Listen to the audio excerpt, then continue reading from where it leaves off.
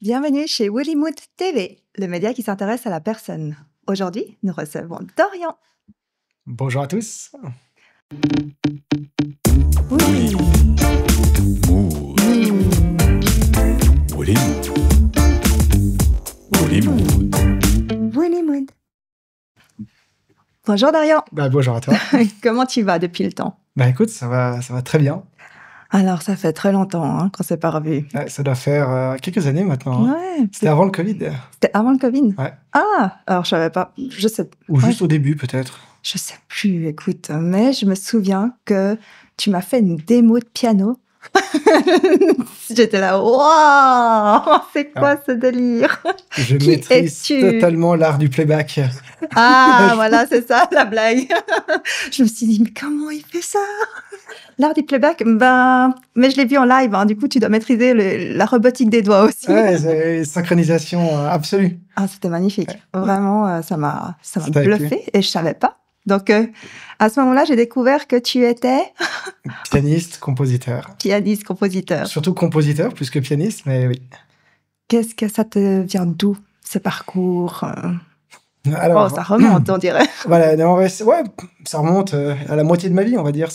J'ai commencé tard, le piano. J'ai commencé à 15 ans. Ah, donc c'est possible de commencer à 15 ans et d'arriver à ton niveau. Alors, selon les conservatoires, non, mais selon mon expérience, oui. On a une expérience vivante.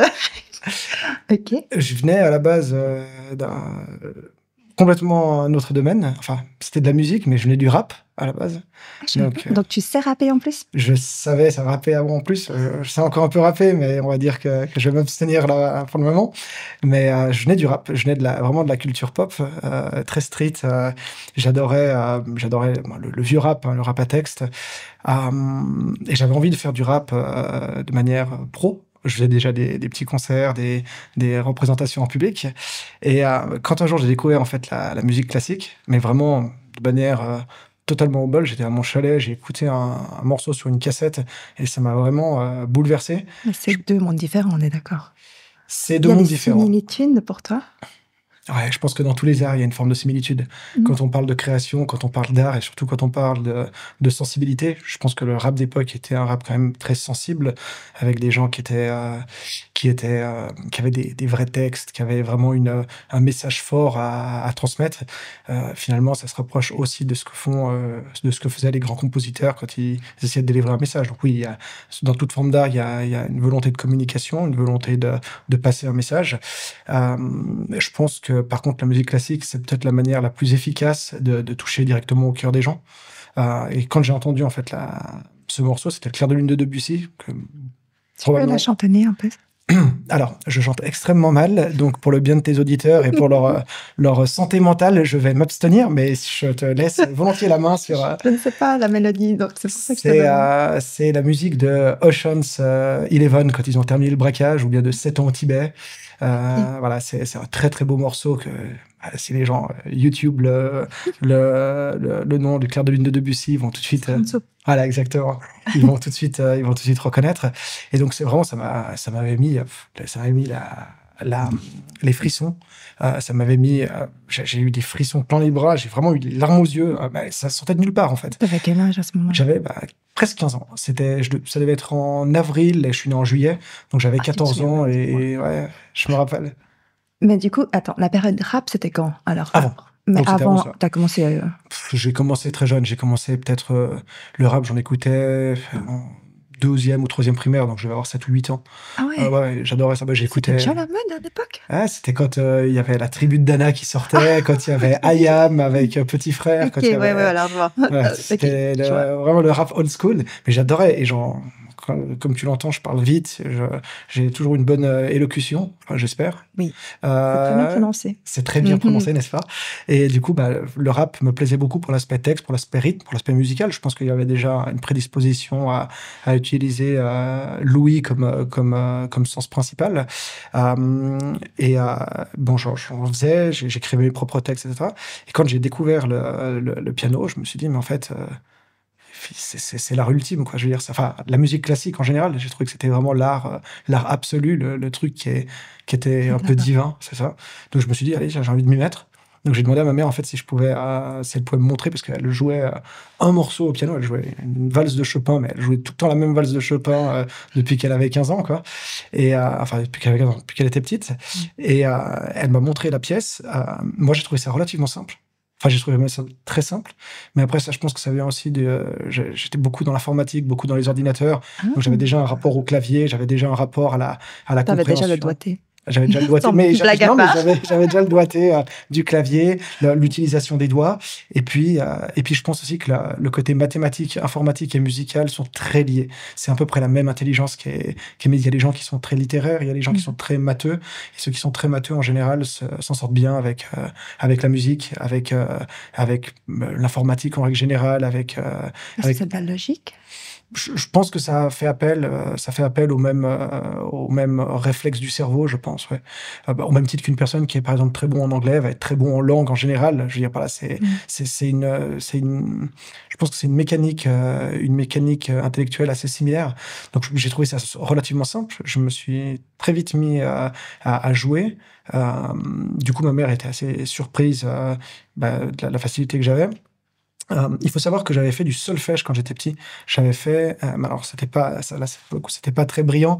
J'ai fait 2 fois la première année que je n'ai pas réussi à passer à l'âge de 9 ans. Donc j'ai fait à 9 ans et à 10 ans la première année. Et la professeure de solfège, qui était vraiment une visionnaire, avait regardé ma mère et lui avait dit inscrivez-le dans un club de foot, il n'est pas fait pour la musique. Donc voilà. Donc j'avais quand même une base qui me permettait quand même de déchiffrer une partition. Oui. Ce qui fait que devant une partition, je comprenais quand même un peu ce que c'était une clé de sol, une clé de fa. Donc j'arrivais à survivre avec une partition, on va dire. Donc après, je me suis vraiment mis de manière assez intensive au piano. J'ai voulu Ça s'appelle quoi, intensif?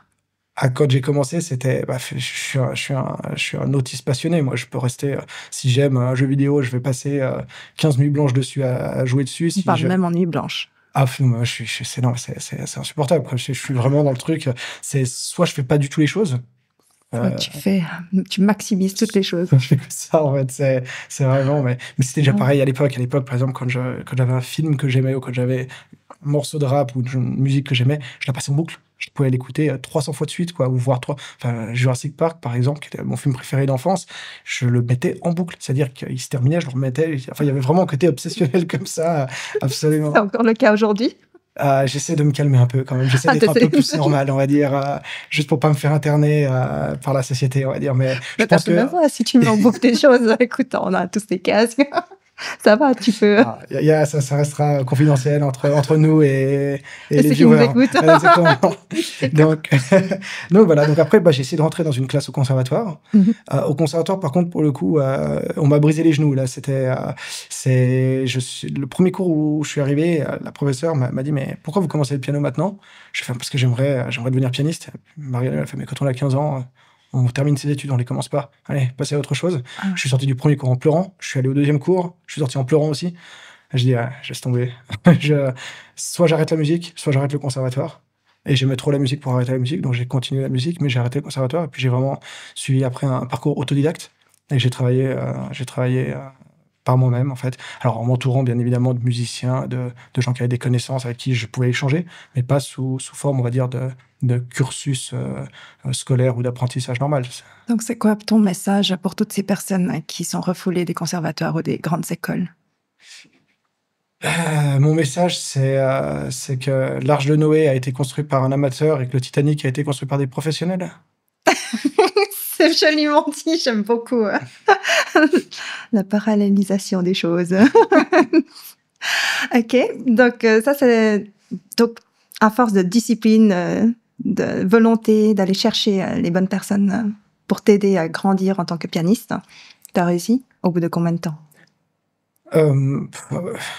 En tant qu'artiste, on va dire que tu peux, en quelques années ou quelques mois, avoir un niveau qui te permet de te produire en concert. Après, t'étudies toute ta vie. Hein. Je veux dire, les plus grands artistes, ils ont repris à zéro leur art. Il y a une espèce de boucle où tu es élève, maître, apprenti, élève, apprenti, maître, puis après tu boucles et tu repars à zéro pour apprendre toujours plus. Donc c'est un apprentissage sans fin, on va dire. Mais les premiers concerts, c'était en espace de 2 ans, je pense. Ah, 2 ans déjà? Ouais. Donc tu avais à peine 17-18 ans et tu faisais des concerts? Ouais. Ah oui, oui, même un peu. Ouais, 17-18 ans, oui. Puis qui t'a propulsé alors à ce niveau où tu as pu atteindre finalement? Les heures de travail. Les heures de travail. Enfin, là, il y a quand même une chose qu'il y a, c'est on a beau avoir une bonne prédisposition, Mhm. ou ce qu'on peut appeler un don ou un talent, qu'importe le domaine, il y a quand même une réalité en termes d'heures de travail. C'est comme pour du sport, c'est comme pour n'importe quoi. Tu peux pas, enfin, il y a pas de miracle. C'est tout artiste, tout professionnel dans ce domaine acquiert cette connaissance avec des heures et des heures et des centaines et des milliers d'heures de travail, de répétition, de travail aussi. Un travail aussi le plus efficace possible, parce que bien sûr, 1000 heures de manière très efficace ou 2000 heures de manière pas efficace, ça n'a pas le même impact, on va dire. Alors là, je parle à ton cerveau cartésien. Du coup, quelle est la méthodologie pour avoir ce que tu dis faire? La méthodologie, bon, La euh, tienne, du coup. c'est une bonne question. C'est une question piège. Je vais te faire Pas de piège, je ça vais te m'intéresse faire vraiment de savoir. Non, mais c'est une question piège parce que je sais pas comment t'y répondre. En fait, je vais te faire une réponse de politicien. Voilà, c'est une excellente question que nous aimerions plus de soin entendre, et je vais vous y répondre par une autre question. Non, je dirais que la bonne méthode, en tout cas ma méthode, c'est essayer de vraiment de me calquer sur les meilleurs. Je prenais des vidéos. Donc il faut bien se dire une chose, il faut replacer dans le contexte. On parle j'ai 37 ans, donc on parle d'il y a 22 ans en arrière. Ça remonte quand même déjà. Il n'y avait pas YouTube, il n'y avait pas C'est il y juste, avait pas Internet qui nous permettait les Walkman.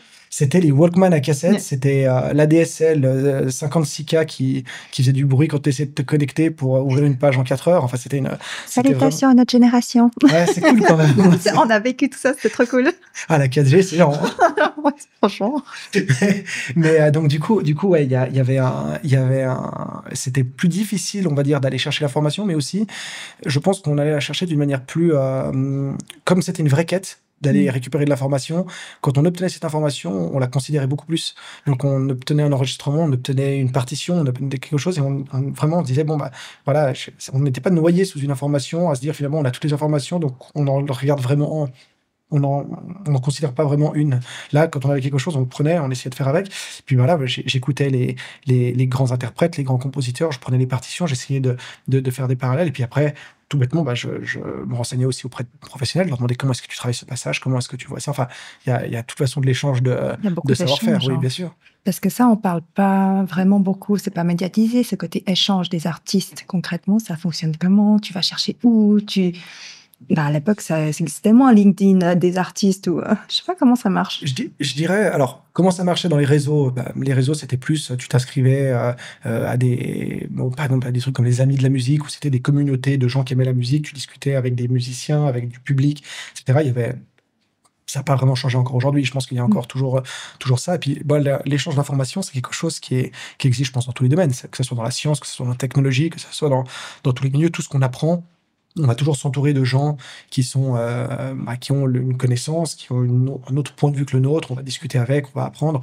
Ça, disons que ça se fait quand même de manière très organique. Et il faut se dire un truc, dans mon époque à moi, il y avait déjà beaucoup plus de possibilités que dans les siècles qui précédaient, où là, on pouvait appuyer sur un bouton, entendre un morceau. Il faut se dire une chose, c'est que tous les grands compositeurs qui composaient, ils devaient prendre une calèche, voyager des fois pendant des heures pour aller écouter un concert, et ils l'entendaient que de manière live. Et une fois que c'était terminé le concert, ils n'avaient plus accès à cette information. Ils devaient retourner à un futur concert. Il faut s'imaginer que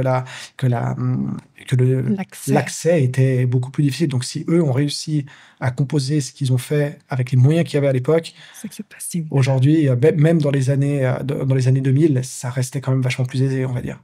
Mm-hmm. Et maintenant que tu as pu te produire sur des grandes scènes, tu as même créé tes propres événements, il me semble. Ouais.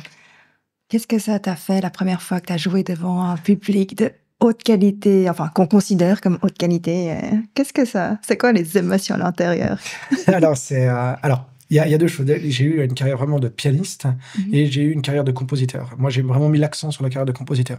La carrière de pianiste, c'était pas du tout un sentiment agréable. Je ne suis pas du tout à l'aise quand je fais de la musique devant un public.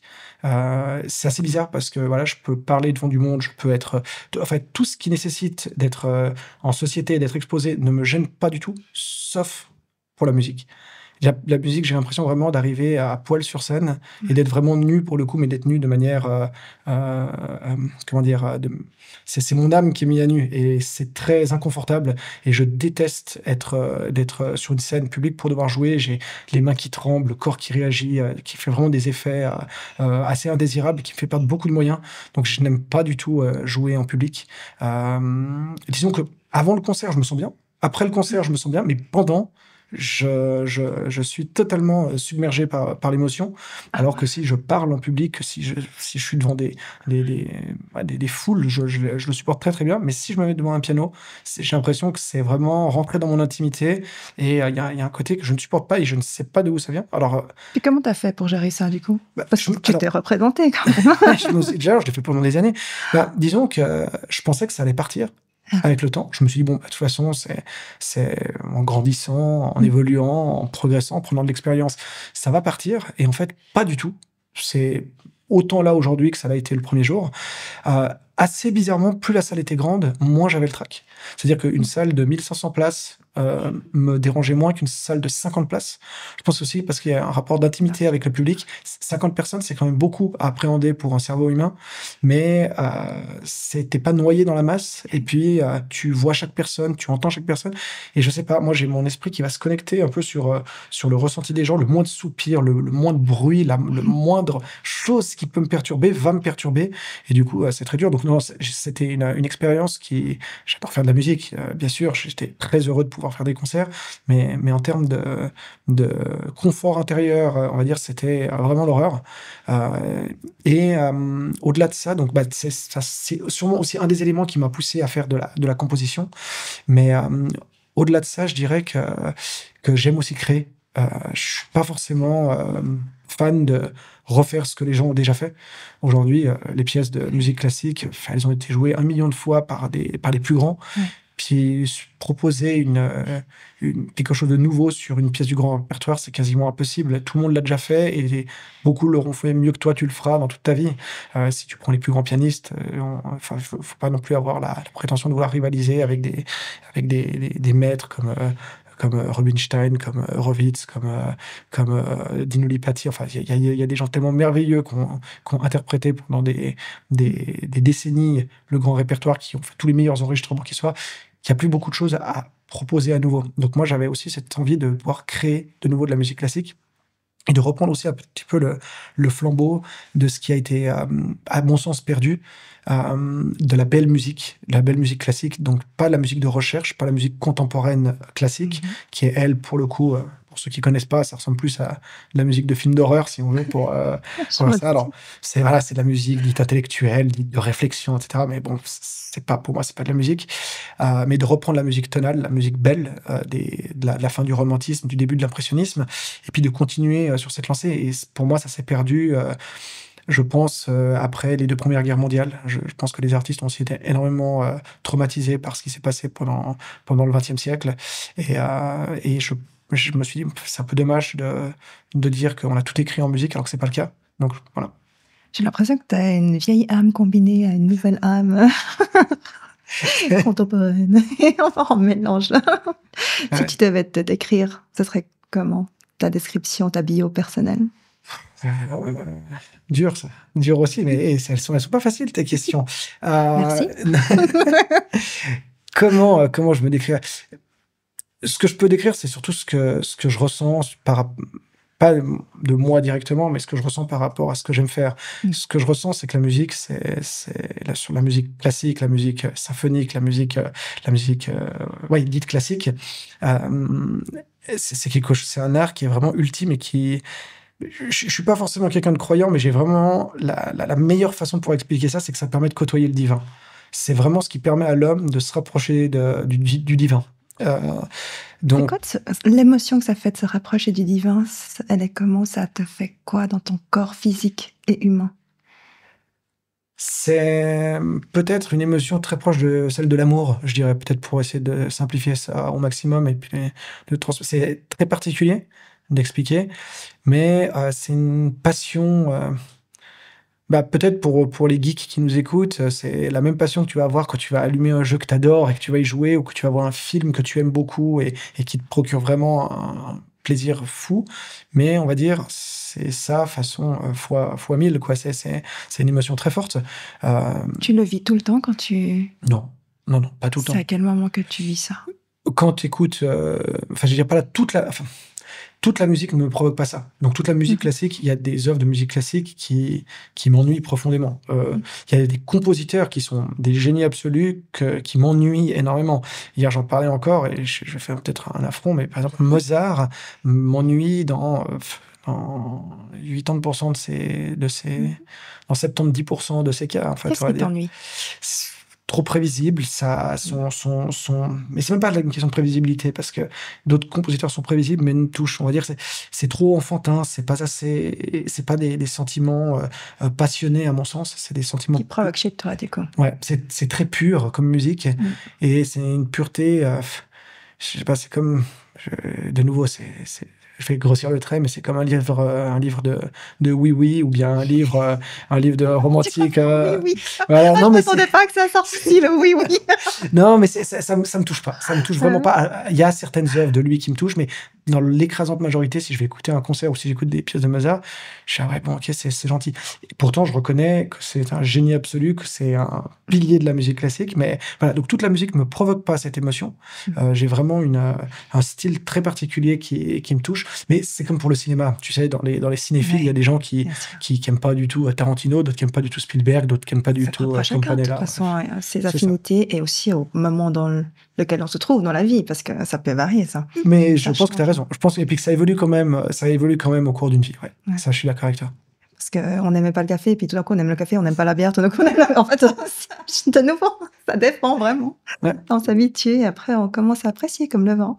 Ouais, non, mais oui, je te rejoins totalement. Du coup, là, si je retourne sur s'approcher du divin, ça m'interpelle. Quels sont les autres moyens pour toi de t'en approcher? À part l'art, je vois pas. Et l'art, on va dire l'art avec un grand A. Donc là, je vais faire un peu le vieux con, comme on dit. C'est-à-dire vraiment les formes d'art nobles, on va dire. Je vois pas trop. Quelles sont les formes nobles, selon toi? Selon moi, la musique classique. Non, peut-être... Mais c'est vrai que même ça, en fait, même ce que je te dis là, c'est de la connerie, parce que c'est vraiment à travers la musique que je le sens. Par exemple, avec la peinture, il y a des choses... Non, je dessine, mais je peins pas. Mais j'adore la peinture, mais par contre, j'arrive pas à trouver cette même sensation qu'avec la musique.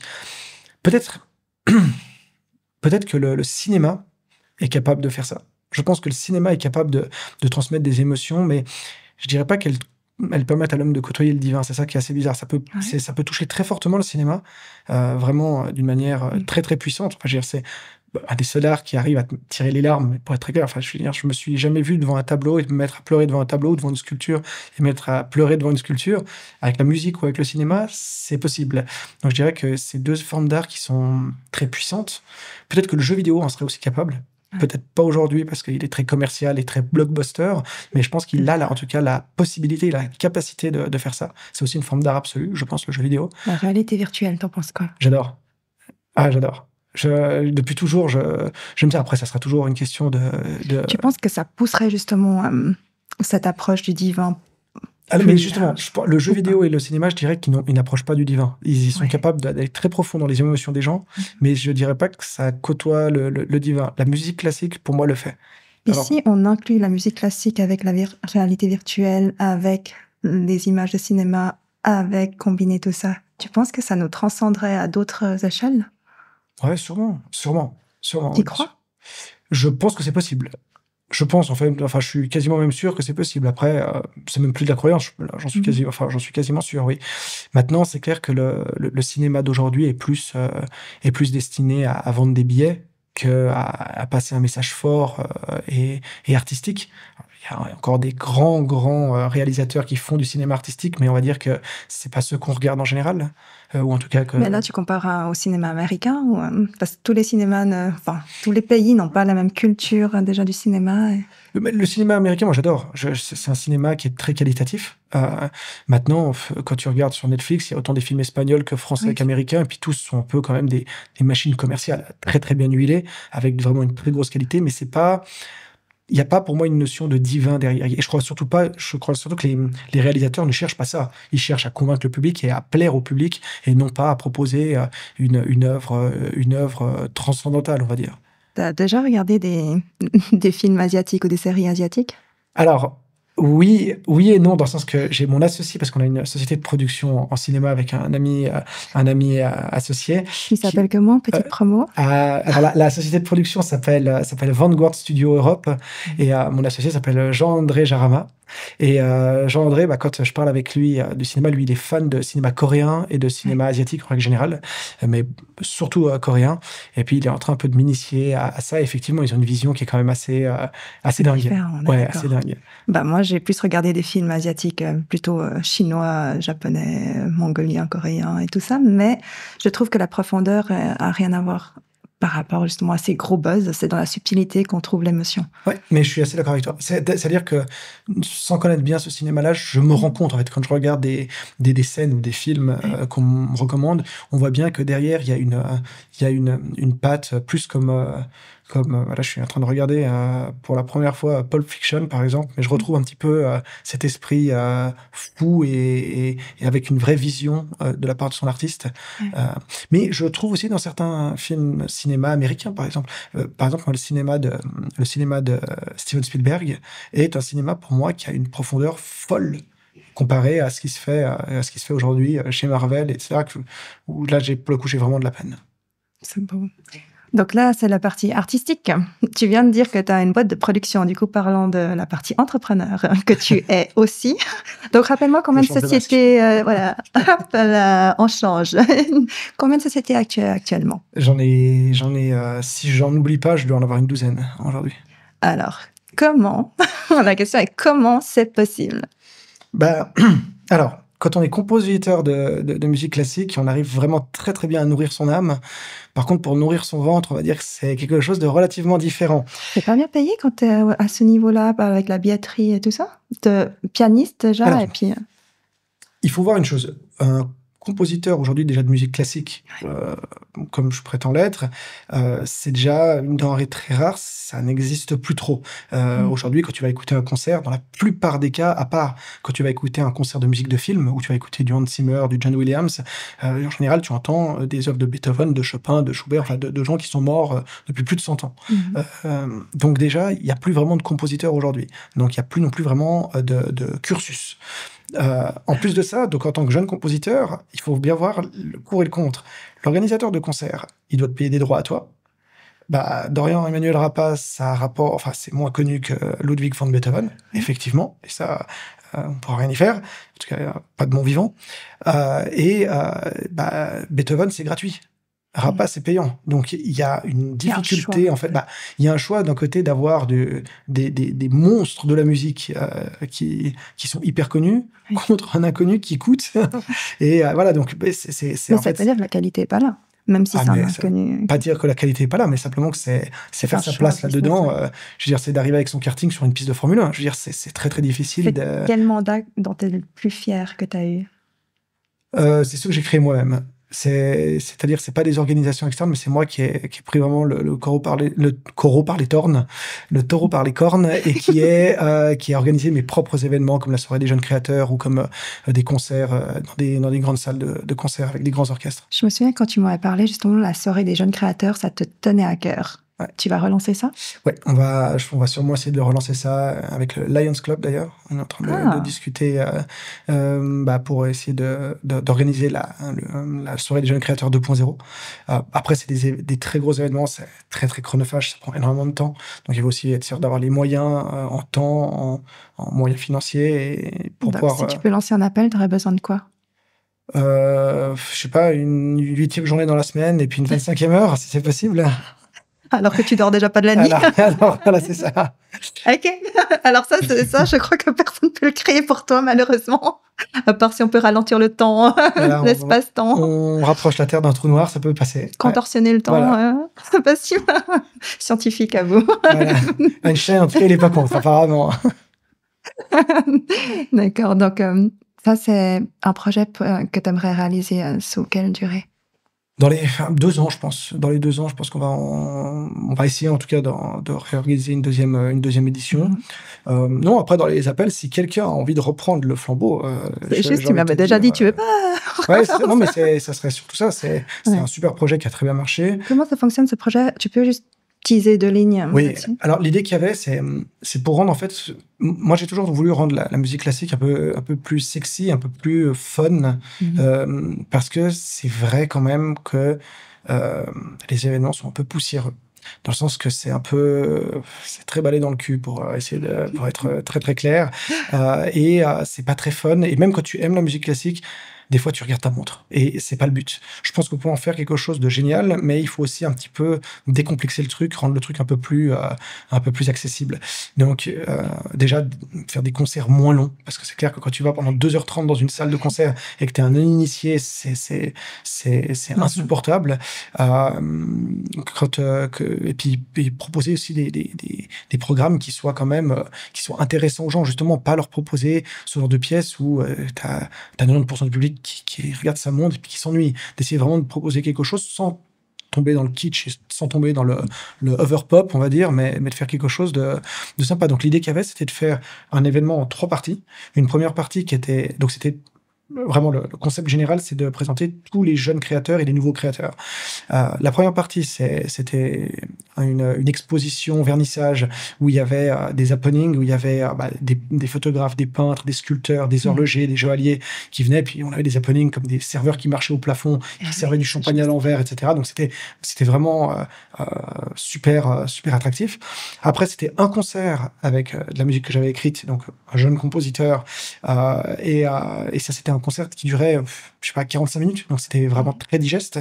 Puis après, en 3e partie, on avait un concert live rock pop, avec un fashion show, et là, on a vraiment fait un truc façon Victoria's Secret, avec des jeunes créateurs en couture, en lingerie, en différents arts de la mode, et là, il y avait un dîner de gala, c'était le feu, quoi. Je veux dire, voilà, il y avait un peu d'artifice. Enfin, on a vraiment essayé de se rapprocher de la qualité des fashion shows à la Victoria's Secret.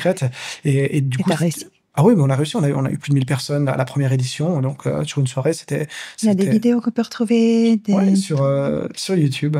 Tout sera figé là-dessous. Là-dessus. Là-dessus, non, ce sera sur moi dessus.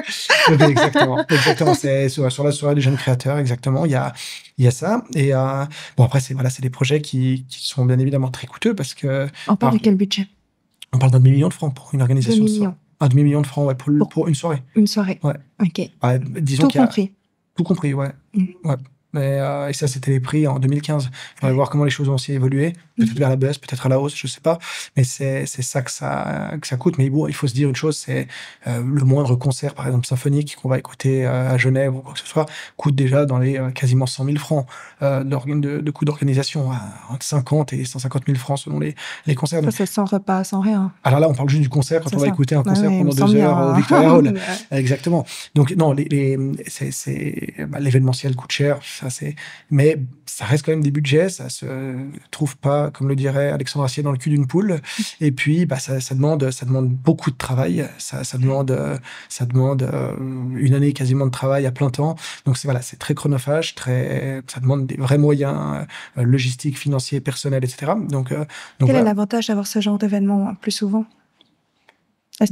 D'être vivant, quoi. Je veux dire, là, c'est d'exister, quoi. Ouais, bien sûr.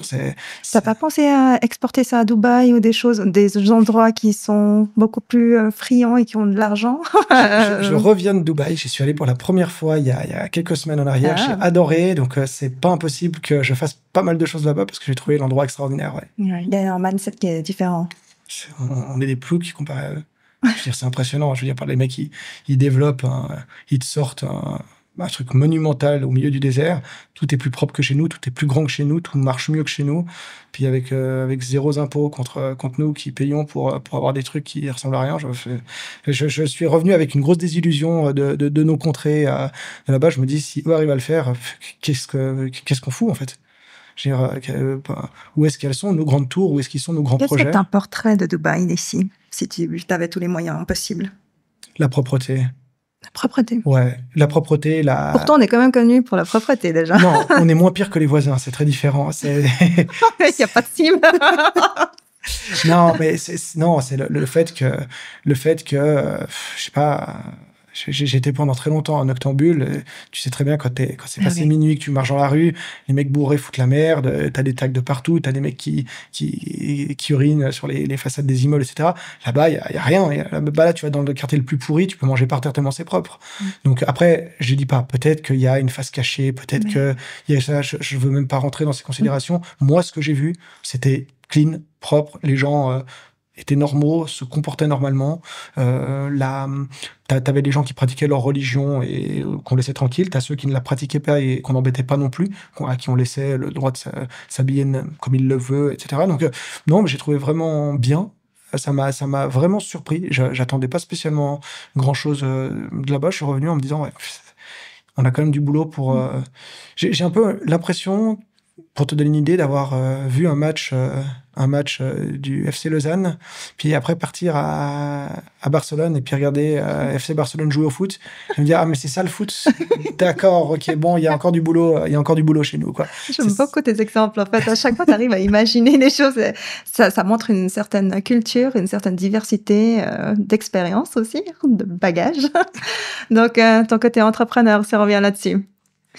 12 sociétés, en tout cas, si tu n'en as pas oublié, à ton actif. Tu peux en citer quelques-unes. Donc, qu'est-ce que tu as essayé de couvrir avec ces 12 sociétés? J'ai essayé de couvrir mes passions, les choses qui m'animent le plus, et puis d'en faire un métier. Parce que je pense que depuis tout petit, j'ai pas envie de travailler. Alors, je travaille plus que beaucoup de gens. Je fais des semaines entre 70 et 100 heures par semaine de travail, mais toujours animé par le fait de faire des choses qui me plaisent. En fait, je suis le plus gros des fainéants quand je dois faire des choses rébarbatives qui ne me plaisent pas. J'ai travaillé pendant 3 mois dans une fiduciaire. Non, mais c'était il y a une dizaine d'années, mais quand je devais gagner un peu plus d'argent que ce que me permettait de gagner la musique. Et je me rappelle que des fois, je me disais, bah, c'est bon, là, la journée elle est bientôt terminée. Je regardais ma montre, c'était 10h du matin, et je voyais des secondes qui bougeaient pas, et c'était d'une difficulté incroyable, alors que c'était du classement de dossiers toute la journée. D'ailleurs, j'ai énormément de respect pour les gens qui font des métiers que je serais incapable de faire. Administratif. Voilà, alors il y en a certains, je sais qu'il y a certaines personnes qui sont faites pour ça, et qui me disent eux-mêmes qu'eux ne pourraient pas faire ce que moi je fais. Ils sont passionnés par classer des choses. Hein. Ah oui, non, mais moi, dans la fiduciaire dans laquelle j'étais, j'avais des gens qui me disaient, mais moi j'adore ce métier, justement, je peux mettre mon cerveau de côté, je fais ce qu'on me demande de faire, ça va comme ça. Moi, c'était, moi, ça me tuait, en fait. J'ai fait ça pendant 3 mois, moins un jour. Je suis sorti de là-bas en me disant, mais je dois faire des choses que j'aime, en fait. Il faut absolument, je peux travailler 24 heures sur 24, mais sur des projets qui m'animent, en fait. Donc, qu'est-ce qui t'anime aujourd'hui, alors, c'est l'art, clairement, donc la musique. Donc, je continue. C'est vrai que quand je dis 12 entreprises, je parle pas de la musique du tout. Aucune entreprise de ce que je fais dans la musique, puisque je le fais en qualité d'indépendant, donc je considère pas que c'est encore une entreprise. Mais j'aime l'art, j'aime les jeux vidéo, j'aime le cinéma, j'aime la créativité en règle générale, donc tout ce qui va appeler en fait à un skill de création, de faire utiliser sa créativité, son cerveau pour inventer des nouvelles choses. J'ai vraiment le syndrome de l'inventeur. Donc, j'ai créé, en fait, une société qui s'appelle Lasered. C'est du jeu vidéo en grandeur nature. Donc, on en a 4 aujourd'hui, entre Genève et Lausanne. Moi, j'en étais à 3. Il y en a 4, il y a Genève, Nyon, et Lausanne. Et ça, c'est donc, j'ai eu l'idée de mélanger en fait laser game et escape game, ce qui n'avait jamais été fait, et d'apporter encore une dimension jeu de rôle dans tout ça pour faire vraiment du jeu vidéo en vrai. Donc c'est-à-dire reprendre en fait des jeux mythiques qui me plaisent et les adapter pour que les gens viennent jouer en vrai et s'affrontent policiers contre gangsters, braquent une banque, s'évadent d'une prison, attaquent un métro. Enfin bref, c'est tous des scénarios tirés de jeux. Tout est sur les réseaux. Vous pourrez suivre Lasered. J'ai déjà testé et puis c'est vraiment très fun avec mon fils qui avait 12 ans à l'époque. Donc, c'était hyper drôle, hyper fun. C'est génial. Vous avez fait lequel? J'ai fait celui d'être toi. Le braquage de banque. Ouais, j'ai braqué la banque. Police et banque. T'étais braqueuse ou t'étais policière? On a fait les 2 versions. Ah, donc, c'est drôle aussi d'inverser les rôles. Exact. Ouais. Donc, voilà, il y a cette boîte-là. Là, on est en train de franchiser le concept et puis on va l'étendre à l'échelle nationale et internationale. Génial. Donc, parce qu'on a tellement... Oui, ça marche. Non, mais ça marche. Ça marche. Et puis au-delà de ça, c'est que chaque map qu'on crée est unique. Oui, il y a Et un univers. Il y a un univers Mhm. et on n'aura jamais 2 fois le même univers. En fait, moi, j'ai plein d'idées que j'ai envie de faire. Là, j'ai envie de faire la plage de débarquement de Normandie et de refaire le débarquement de Normandie et de Ah Omaha ouais, Beach. tu mélanges quand même l'historique aussi. Je m'autorise tout, en fait. Mm. C'est vraiment comme pour le jeu vidéo. C'est-à-dire que tous les jeux mythiques que j'ai aimé jouer, j'ai envie de les refaire, mais en vrai, Mhm. pour sortir un peu de cet aspect d'être derrière un écran et de jouer Ouais. pour de vrai, tu vois. Donc, il y a cette boîte-là. Il y a une boîte en immobilier qu'on a montée pendant le Covid. Ça a été une boîte qui nous a permis de survivre parce que, cela dit, on a vraiment mangé de la poussière pendant le Covid. Et C'est- Comment elle s'appelle? elle s'appelle Imo5.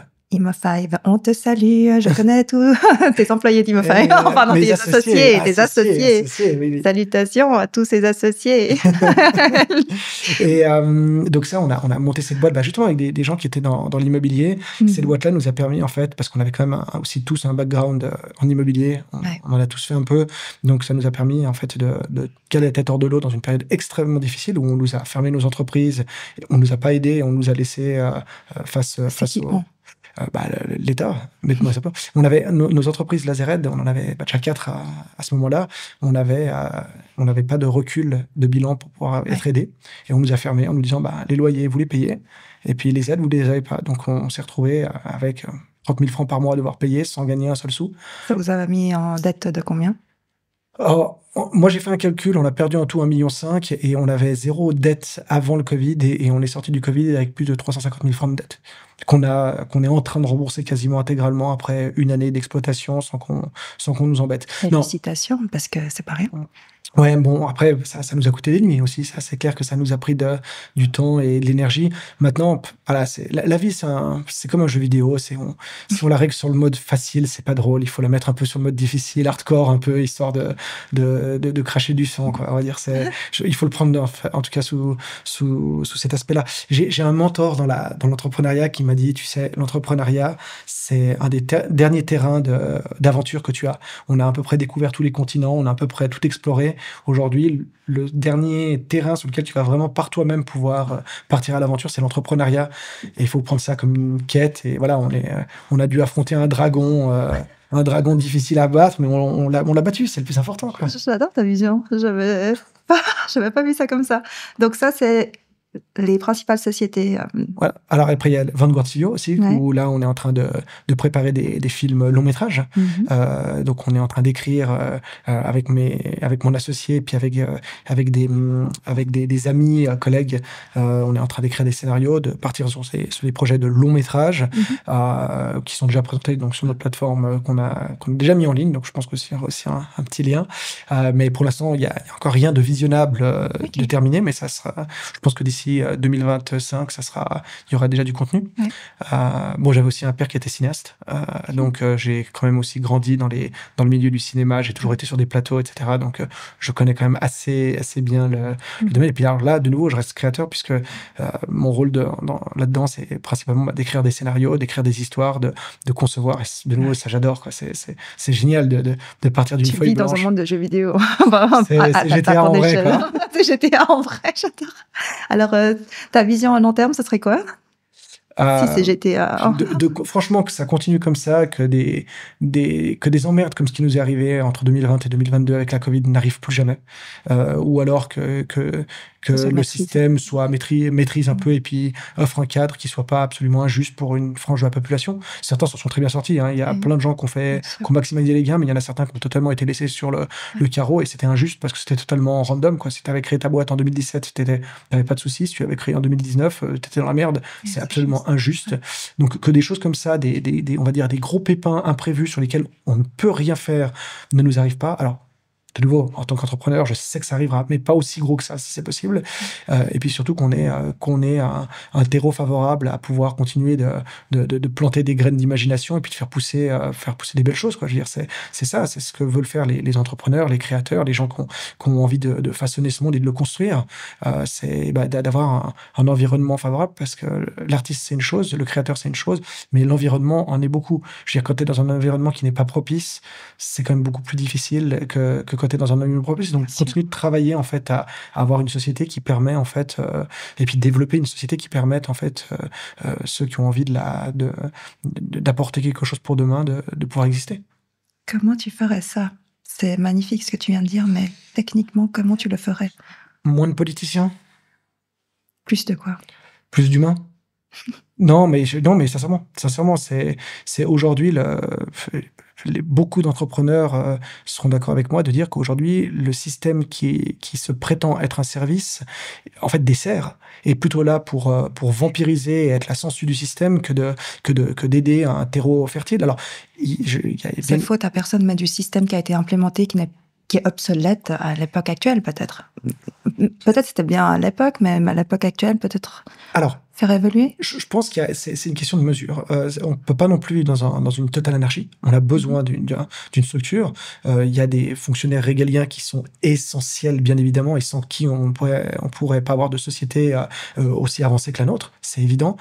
Mais très souvent, j'ai l'impression que quand un système fonctionne bien, il y a des espèces de sangsues qui viennent se coller, se greffer, comme des cancers à ce système. La mauvaise herbe. De la mauvaise herbe qui vient pousser, et puis qui finit par être extrêmement calorique, alors qui justifie son existence à travers des justifications qui ne sont absolument pas légitimes, et qui finalement va avoir une tendance à tuer le poussin dans son œuf. Donc je pense que... Mais je pense aussi que beaucoup de systèmes ont déjà vécu ça.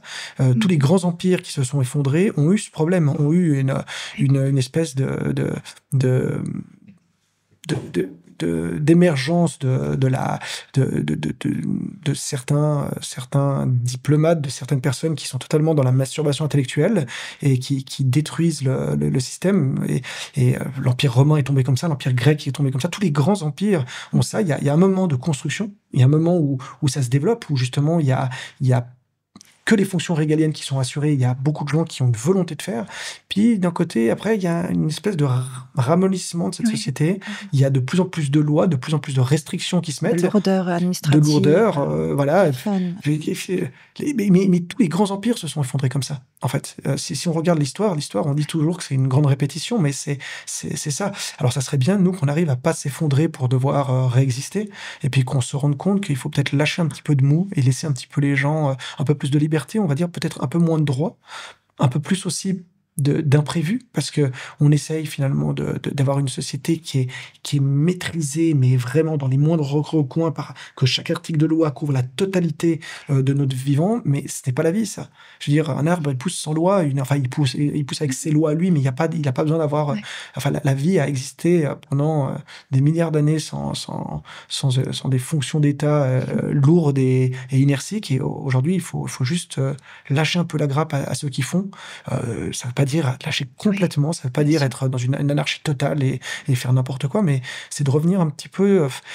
j'ai envie de dire, c'est peut-être revenir un petit peu comme dans les années 90.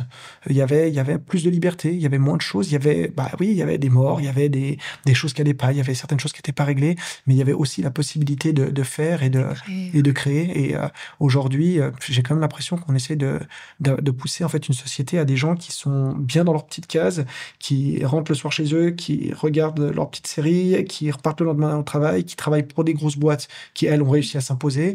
Et je suis pas forcément... c'est pas que cette vie-là n'est pas bonne, c'est qu'il faut pas qu'il y ait que cette vie-là. Oui. Il faut aussi laisser une place à ceux qui sont un peu hors système. Il faut pas emmerder le mec qui est un peu artiste sur les bords et qui a pas envie de remplir tout son administratif. Et puis, moi, je connais énormément de gens artistes qui ont pas eu la chance de pouvoir gérer aussi bien que moi leur administratif, et qui se retrouvent avec des dettes monumentales simplement parce qu'ils n'ont pas payé des frais d'assurance maladie et puis des impôts, alors que c'était pas de la mauvaise volonté. C'est des gens qui ne pouvaient pas et qui n'étaient pas... Enfin, c'est pas des experts en administratif. Mais au même titre qu'un fonctionnaire qui travaille aux impôts, on lui demande pas de bien jouer au piano. Un mec qui joue bien au piano, il faut pas lui demander d'être capable de gérer d'administrer en fait sa vie comme si c'était une boîte en fait. Alors moi j'ai de la chance, je me suis toujours entouré de fiduciaires qui faisaient le travail à ma place. C'est pas que je suis bon, c'est juste qu'il j'ai des gens qui l'ont fait à ma place. Ouais, Et qui mais il m'ont- faut des moyens pour payer ça. il faut des moyens pour payer ça. Alors, ouais, bon, j'ai eu de la chance. J'ai eu de la chance parce que j'ai des gens qui m'ont aidé sans les moyens et qui m'ont attendu que j'ai les moyens pour que je puisse les régler. Et Donc, le réseau de nouveau. le réseau, mais pas tout le monde a la chance non plus d'avoir le réseau. Je suis quand même né dans une jeunesse dorée. J'ai eu quand même des parents bourgeois qui avaient quand même certains moyens, etc. C'est pas du tout la même chose pour tout le monde. Donc, il faut que ça reste. Enfin, je sais pas. Je pense un peu plus de liberté, un peu moins d'administratif, un peu moins de lourdeur administrative et plus plus de vie, en fait. Alors là, je rebondis juste pour finir sur ton côté, ton parcours bourgeois, comme tu dis. Qu'est-ce qui t'a servi, qu'est-ce qui t'a desservi? Dans le fait d'avoir un parcours bourgeois, tu veux dire? Tes parents issus de la bourgeoisie, qu'est-ce qui t'a servi, qu'est-ce qui t'a desservi? Alors, je pense que, contrairement peut-être à l'idée reçue qu'on peut avoir, naître dans un milieu favorable, c'est pas une chance. Je m'explique, c'est que beaucoup de gens qui ont réussi et qui sont allés très loin viennent de nulle part. Généralement, quand tu as trop à la naissance, tu ne te bats pas pour avoir ce que tu devrais acquérir et tu as une tendance à finir sur des dance floors et puis à faire des bêtises plutôt que de te battre pour réussir. Bien évidemment, tout le monde ne se bat pas pour réussir dans toutes les classes sociales, mais je veux dire, quand tu pars de rien, très souvent, tu as beaucoup plus faim. Je dirais que c'est pas forcément une chance, en tout cas sur le côté de réussite entrepreneuriale. C'est une chance énorme sur le point de vue du confort. J'ai une jeunesse magnifique. Je vivais dans des beaux quartiers, j'allais dans des bonnes écoles. Je veux dire, par là, la vie n'était pas dure. Vraiment, Tu la vie rencontrais n'était pas aussi dure. les bonnes personnes? Ouais, alors j'ai commencé l'école tard, j'ai arrêté l'école tôt. J'ai commencé l'école à 7 ans, je l'ai arrêté à 13 ans. J'ai pas forcément là-dessus, je dirais pas que c'est forcément là-dessus que ça s'est fait, mais on va dire que c'était vraiment, j'étais dans un cadre pour le coup très favorable. Par contre, je pense que ce cadre est favorable vraiment, comme je dis, au niveau du confort, mais qu'il a vraiment ses limites. Et moi, ce qui s'est passé quand j'ai eu 18 ans, j'ai décidé vraiment de fermer la porte à ce cadre et de dire je ne veux pas de ce cadre, je veux réussir, enfin, je préfère rater par moi-même plutôt que de réussir par les autres. De nouveau, c'est un peu ce côté de joueur de jeux vidéo qui a pas envie d'avoir tous les cheat codes et qui a pas envie d'avoir le jeu en mode easy, mais qui a envie d'avoir un peu de challenge dans sa partie, en fait. Et je pense que j'ai vraiment eu cette sensation de choisir à l'approche de mes 18 ans le mode de difficulté et de me dire le mode facile, il est pas drôle. Et puis il est pas, puis même si je réussis. C'est ton choix perso. Ah, et c'est mon choix perso. Et c'est de nouveau, ça c'est un luxe incroyable de pouvoir quand même se dire bon en fait je choisis ça parce qu'il y a des gens qui n'ont pas le choix, qui doivent démarrer, qui n'ont pas forcément non plus l'envie de faire Ils n'ont pas un de coussin parcours derrière. S'ils choisissent, ils jouent toute leur vie, quoi. Voilà. Alors moi par contre le coussin derrière je l'ai refusé. C'est-à-dire j'ai vraiment fermé la porte à ça. Je suis à mes 18 ans, je suis parti de chez moi. J'ai vécu vraiment sans les ressources extérieures des parents, de la famille, ni quoi que ce soit. Et même quand je me suis retrouvé dans des passages difficiles, j'ai assumé mon choix jusqu'au bout, à pas aller demander d'aide. Mais je pense que de naître dans un trop bon cadre, c'est pas non plus bien.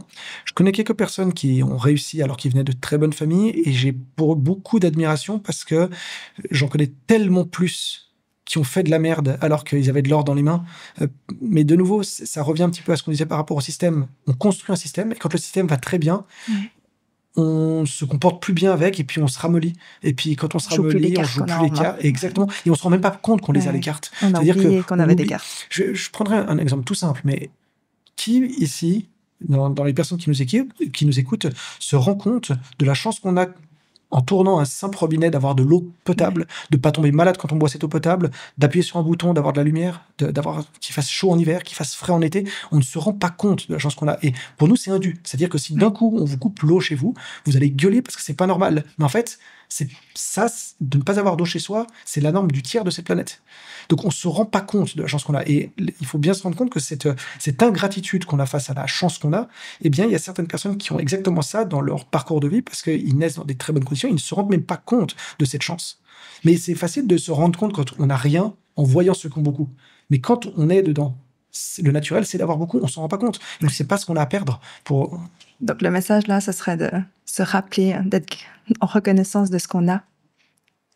Comment tu fais? je dirais que Tes 3 messages clés pour terminer la session pour le monde, parce que tu as tellement de choses à dire que tu reviendras sur le plateau. En Avec général, plaisir, on avec interview très, très grand une plaisir. année après pour voir l'évolution. Mais une année près d'un trou noir ou une année dans l'espace Quel normal? espace-temps Voilà, c'est ça. On verra. Non, allez, je dirais qu'il faut vivre. Il faut vivre, il faut vraiment expérimenter cette vie à fond. Il n'y a pas de règles. Chaque parcours est différent, chaque personne a son parcours différent. Par contre, ce qui est sûr, il faut faire son parcours.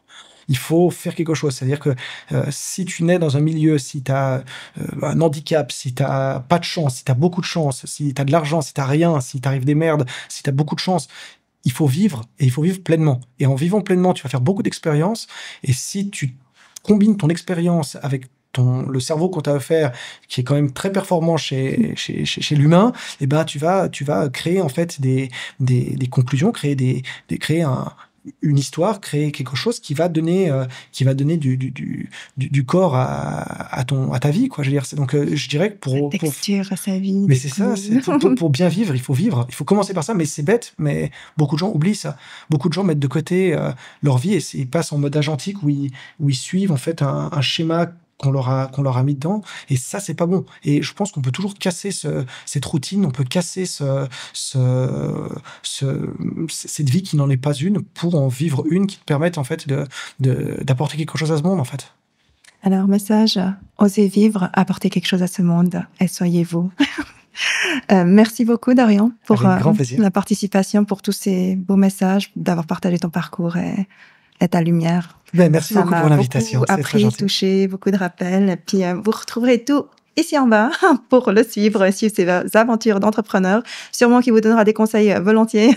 Ouais, je vais S'il a devenir du une temps. influenceuse si je continue. Voilà. Et puis, abonnez-vous pour suivre d'autres lumières aussi sous Willymood TV et cliquez sur le bouton pour avoir tous les épisodes en alerte. Des bisous. Bonne journée. Ciao. Mood. Woody Mood. Woody Mood.